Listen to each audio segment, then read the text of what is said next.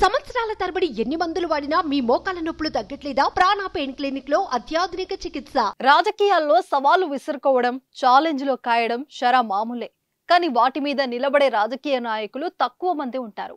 ఫలితాలు తారుమారైతే ముఖం చాటేస్తారు. కాపు ఉద్యమ నేత వైసీపీ లీడర్ ముద్రగడ మాత్రం మాట మీద నిలబడ్డారు.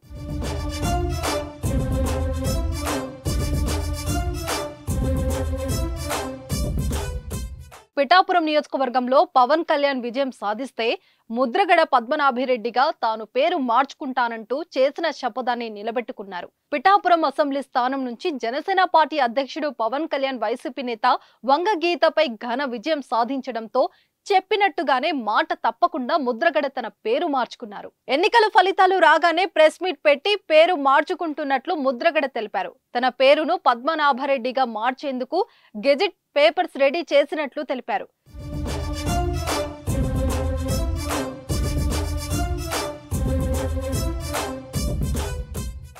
రెండు మూడు రోజులలో దరఖాస్తు చేయబోతున్నట్లు తెలిపారు. ఆ వివరాలు తెలుపుతామన్నారు.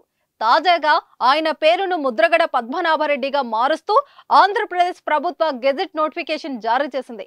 దీంతో ముద్రగడ పద్మనాభం ఇక నుంచి పద్మనాభరెడ్డిగా మారారు. కాపు ఉద్యమ నేతగా సుదీర్ఘకాలం రాజకీయాల్లో ఉన్న ముద్రగడ కొన్నేళ్లు క్రియాశీల రాజకీయాలకు దూరంగా ఉండి కాపుల కోసం పోరాటాలు చేశారు. కానీ గత ఎన్నికల ముందు మార్చి 27వ తేదీన కుమారుడితో కలిసి వైసీపీలో చేరారు. ఆయన పవన్ పై పోటీ చేస్తారనే ప్రచారం జరిగింది.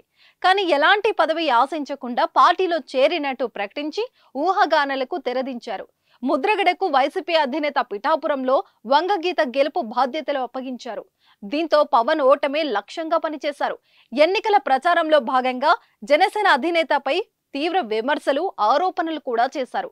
ఈ క్రమంలోనే పిఠాపురంలో పవన్ గెలిస్తే పేరు మార్చుకుంటానని సవాల్ విసిరారు.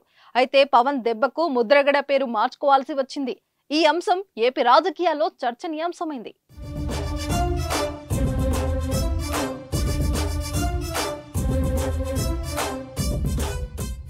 సుమన్ టీవీలో మీ పర్సనల్ అండ్ బిజినెస్ ప్రమోషన్స్ కోసం కింది నెంబర్కి కాంటాక్ట్ చేయండి.